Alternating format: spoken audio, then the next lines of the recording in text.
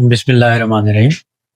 आज हम बात कर रहे हैं क्लास फर्स्ट ईयर के चैप्टर नंबर 5 से एक इम्पॉर्टेंट टॉपिक की, जिसका टाइटल हमारे पास है इंटरमोलिकुलर फोर्सेस। चैप्टर के स्टार्ट में हम इंटर और इंट्रामोलिकुलर फोर्सेस को आपस में कंपेयर कर चुके हैं। आज हम इंटरमोलिकुलर फोर्सेस को स्पेसिफिकली डिस्कस करने लगे हैं। सबसे पहले, अगर आपको वो वाली डेफिनेशन नहीं याद तो हम उसको रिकॉल कर लेते हैं। इंटरमोलिकुलर फोर्सेस वो वाली फोर्सेस होती हैं जो इन बिटवीन द मॉलिक्यूल्स पाई जाती है। जो फोर्सेस दो मॉलिक्यूल्स दो या दो से ज्यादा मॉलिक्यूल्स को आपस में जोड़ती हैं उन्हें कहा जाता है इंटरमोलिकुलर फोर्सेस। जबकि जो फोर्सेस दो एटम्स को आपस में कंबाइन करती हैं उन्हें कहा जाता है इंट्रामोलिकुलर फोर्सेस। तो हमने बात करनी है इंटरमोलिकुलर फोर्सेस की। हमारी बुक के अंदर टोटल 3 इंटरमोलिकुलर फोर्सेस यहाँ पे मेंशन्ड है। सबसे पहले हमारे पास है instantaneous dipole induced dipole forces, जिसको आप शॉर्ट फॉर्म में आईडी फोर्सेस भी कह सकते हो, और इसका अदर नेम आपके पास एलडीएफ लंदन डिस्पर्शन फोर्सेस भी पाया जाता है। और ये नाम इस वजह से है क्योंकि ब्रिटिश लंदन ने फर्स्ट टाइम इनको एक्सप्लेन किया था, दैट्स वाई इसको लंदन डिस्पर्शन फोर्सेस भी कहा जा सकता है। दूसरी जो फोर्सेस इंटरमोलिकुलर फोर्सेस की हेडिंग के अंडर आती है वो है हमारे पास परमानेंट डाइपोल फोर्सेस। और तीसरी हमारे पास है जी हमारा हाइड्रोजन बॉन्डिंग स्पेसिफिकली हम जो पढ़ेंगे वो होगी इंटरमोलिकुलर फोर्सेस। और हाइड्रोजन बॉन्डिंग आपने याद रखना है इंट्रामोलिकुलर फोर्सेस भी के तौर पे भी पढ़ी जाती है। वो हम डिस्कस करेंगे कि कहाँ पे। अभी फिलहाल हमने हाइड्रोजन बॉन्डिंग को इंटरमोलिकुलर फोर्सेस की हेडिंग के अंडर पढ़ना है। अभी इस स्पेसिफिक लेक्चर में हम सिर्फ और सिर्फ ये पहले हेडिंग को कवर करेंगे। ये एक आपका इंपॉर्टेंट लॉन्ग क्वेश्चन बनने वाला है। लंदन डिस्पर्शन फोर्सेस या आईडी फोर्सेस जिनको हम कह रहे हैं, ये एक इंपॉर्टेंट लॉन्ग क्वेश्चन है, तो इसको आपने उसी के अकॉर्डिंग तैयार करना है। सबसे पहले अगर ये आपके पास लॉन्ग आता है तो आप इसकी हेडिंग देने के बाद इसकी डेफिनेशन लिखेंगे जो कि ये वाली है। These are the momentary force of attraction between the instantaneous dipole and induced dipole of a molecule. एक मॉलिक्यूल का इंस्टेंटेनियस डाइपोल होगा और दूसरे मॉलिक्यूल का इंड्यूस्ड डाइपोल होगा। वो दोनों एक दूसरे को अट्रैक्ट करेंगे और कुछ मोमेंटरी फोर्स ऑफ अट्रैक्शन उन दोनों के दरमियान डेवलप हो जाएंगे, जिन्हें आप लोग इंस्टेंटेनियस डाइपोल या इंड्यूस्ड डाइपोल फोर्सेस का नाम दोगे। अब सबसे पहले ये जो दो हमने यहाँ पे वर्ड मेंशन किए हैं, the first one is instantaneous dipole और दूसरा कौन सा है, इंड्यूस्ड डाइपोल। ये डिवेलप कैसे होंगे, क्योंकि हमने यहाँ पे एक और चीज एमसीक्यू के तौर पे याद रखनी है कि ये फर्स्ट वाली फोर्सेस जिनको हम डिस्कस कर रहे हैं, आईडी फोर्सेस या लंदन डिस्पर्शन फोर्सेस, ये ज्यादातर प्रोमिनेंट होती हैं in non polar molecules. Non polar molecule अगर कहीं पर डिसॉल्व होते हैं, किसी चीज के अंदर सॉल्युबल होते हैं, तो उनकी सिंपल सी वजह होती है उनके अंदर लंदन डिस्पर्शन फोर्सेस का डेवलप होना। तो हम स्पेसिफिक एग्जांपल ले रहे हैं ब्रोमीन मॉलिक्यूल की। ब्रोमीन आपको पता है एक नॉन पोलर मॉलिक्यूल है, क्योंकि दोनों एटम एक जैसे हैं, इलेक्ट्रोनेगेटिविटी का डिफरेंस इनके दरमियान है नहीं, तो ये दोनों क्या है जी, दोनों एक जैसे होने के नाते ये मॉलिक्यूल क्या है, नॉन पोलर है, इसके ऊपर कोई पोलैरिटी मौजूद नहीं है। तो पहले इसका बनेगा इंस्टेंटेनियस डाइपोल। तो आपने पहले ये सीखना है कि इंस्टेंटेनियस डाइपोल कैसे बना, और फिर इंड्यूस्ड डाइपोल की बात करेंगे।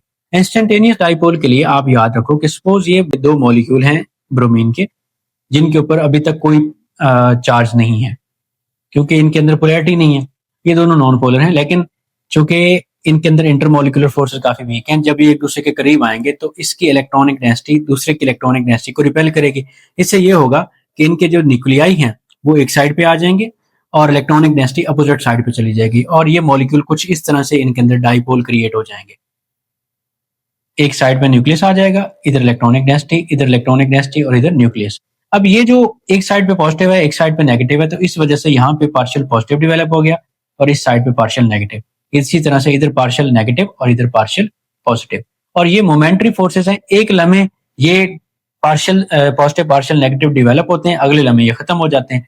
लेकिन इंस्टेंटेनियस एक लम्हे के लिए ये डेवलप हो गए। अब हमारे पास इंस्टेंटेनियस डाइपोल यानी कि एक साइड वाला डाइपोल क्रिएट हो गया। इस मॉलिक्यूल के अंदर सपोज एक डाइपोल क्रिएट हो गया। डाइपोल का मतलब टू एंड्स, डाई का मतलब टू, पोल का मतलब एंड्स, एक नेगेटिव और एक पॉजिटिव, दो पोल हमारे पास डेवलप हो चुके हैं। अब यही वाला मॉलिक्यूल अगर किसी ब्रोमीन मॉलिक्यूल के और किसी के क्लोज आता है जो कि नॉन पोलर था, अब ये पॉजिटिव उसके इलेक्ट्रॉनिक डेंसिटी को अपनी तरफ अट्रैक्ट करेगा और उसके ऊपर भी पार्शियल नेगेटिव लाएगा, और इसके अपोजिट साइड पे आपके पास पार्शियल पॉजिटिव चार्ज डेवलप हो जाएगा। इस तरह से ये जो इंस्टेंटेनियस डाइपोल था, इसने एक और नॉन पोलर मॉलिक्यूल के अंदर इंड्यूस्ड डाइपोल क्रिएट कर दिया।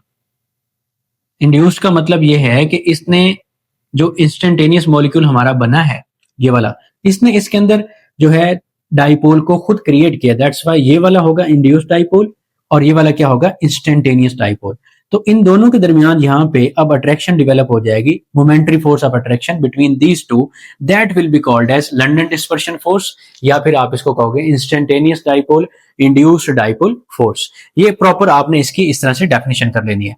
अब अगली बात ये है कि ये जो जितनी भी इंटरमोलिकुलर फोर्सेस हैं ये मोस्टली फिजिकल प्रॉपर्टीज पे इफेक्ट शो करती हैं। तो अब हम देखते हैं कि किस तरह से कौन से फैक्टर्स हैं जो इन फोर्सेस को कम या ज्यादा कर सकते हैं, और फिर हम देखेंगे कि कौन सी फिजिकल प्रॉपर्टीज पे ये फोर्सेस अफेक्ट करती हैं। तो उसके लिए चलते हैं जी इसके फैक्टर्स की तरफ।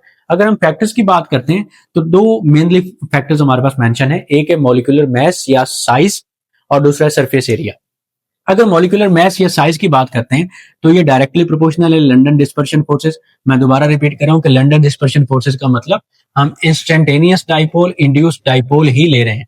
तो मॉलिक्यूलर मास अगर डायरेक्टली प्रोपोर्शनल है इन फोर्सेस के, इसका मतलब ये होगा कि अगर मॉलिक्यूलर मास है ज्यादा तो आपके पास लंडन डिस्पर्शन फोर्सेस की स्ट्रेंथ भी क्या होगी, ज्यादा।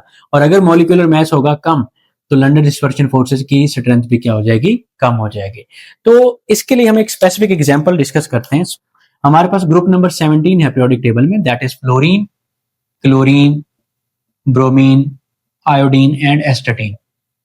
ये रेडियो एक्टिव एलिमेंट है तो इसको इतना ज्यादा हम डिस्कस नहीं करते। अगर हम ग्रुप 17 की बात करते हैं तो ये जो पहली दो मेंबर्स हैं हैलोजेंस की, ये दोनों की दोनों गैस फॉर्म में पाई जाती हैं।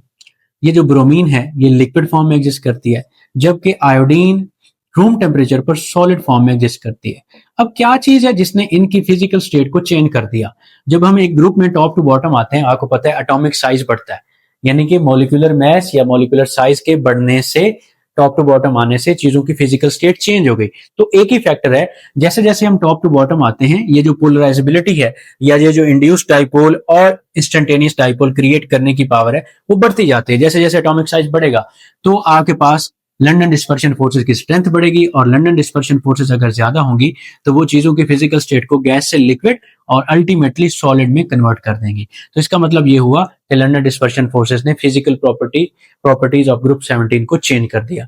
और यही फैक्टर आप देख सकते हो नोबल गैसेस के अंदर। बुक में एक टेबल ड्रॉ किया गया, उसमें नोबल गैसेस हीलियम से लेकर argon, neon, argon, krypton, xenon, radon तक ये जो है ना आपके पास ट्रेंड शो किया गया कि हीलियम का जो बॉइलिंग पॉइंट है वो कम है, जबकि जैसे आप नीचे आते हो एटॉमिक साइज के बढ़ने की वजह से उसका बॉइलिंग पॉइंट बढ़ जाता है, जो कि बिल्कुल इस बात की तरफ इशारा है कि जैसे जैसे आप नोबल गैसेस में हम यहाँ पे मेंशन कर देते हैं, पहली हमारी हीलियम है, दूसरी neon, argon, krypton, xenon, radon और आजकल तो ओजिनिसॉन भी है। लेकिन हम यहाँ तक अगर बात करें तो इसके पास एक शेल है, इसका मतलब पहली हीलियम, इसके पास एक शेल है, इसका मतलब इसका मॉलिक्यूलर साइज कम है।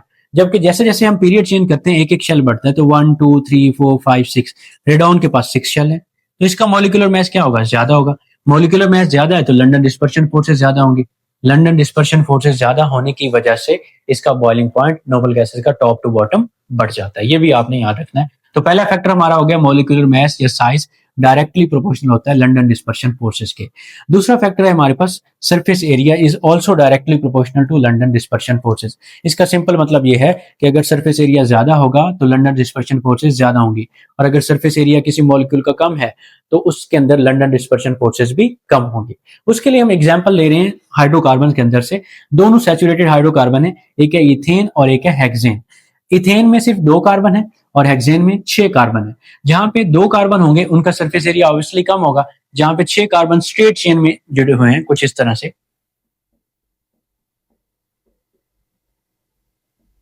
अब इसका सरफेस एरिया 2 कार्बन की निस्बत ज्यादा है, और सरफेस एरिया ज्यादा होने की वजह से इसके अंदर लंडन डिस्पर्शन फोर्सेस भी क्या होंगी, ज्यादा। और अगर लंडन डिस्पर्शन फोर्सेस ज्यादा होंगी तो वो फिजिकल प्रॉपर्टी को चेंज करेंगी।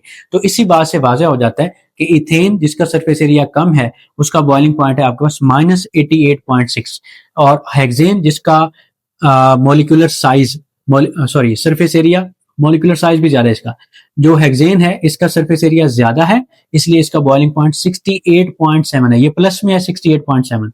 और जो इथेन है इसका सरफेस एरिया कम होने की वजह से इसका बॉइलिंग पॉइंट माइनस में है। इसका मतलब लंदन सरफेस एरिया कम था तो लंदन डिस्पर्शन फोर्सेस कम थी। लंदन डिस्पर्शन फोर्सेस कम होने की वजह से बॉइलिंग पॉइंट भी कम था। जबकि सरफेस एरिया बढ़ा, हेक्सेन के अंदर लंदन डिस्पर्शन फोर्सेस ज्यादा हुई और लंदन डिस्पर्शन फोर्सेस ज्यादा होने की वजह से बॉइलिंग पॉइंट भी बढ़ गया। तो ये हमारे पास दूसरा फैक्टर हो गया जो लंदन डिस्पर्शन फोर्सेस को बढ़ा सकता है, कम कर सकता है और चीजों की फिजिकल प्रॉपर्टीज को चेंज कर सकता है। आखिर में बड़ा एक इंपॉर्टेंट शॉर्ट क्वेश्चन दिया गया कि आइसोमर ऑफ पेंटेन पे लंदन डिस्पर्शन फोर्सेस का क्या इफेक्ट पड़ता है। तो पहला आइसोमर हमने बनाया पेंटेन C5H12, एक हमारे पास एल्केन है। इसके 3 आइसोमर होते हैं। एक सबसे पहला ये स्ट्रेट चेन वाला, जिसे हम कहते हैं जी एन पेंटेन। दूसरा आपके पास ब्रांच चेन वाला होता है जिसे हम आइसोपेंटेन कहते हैं और तीसरा होता है न्यू पेंटेन। हम पहले उनका स्ट्रक्चर ड्रॉ कर लेते हैं, फिर देखते हैं इफेक्ट कैसे होता है।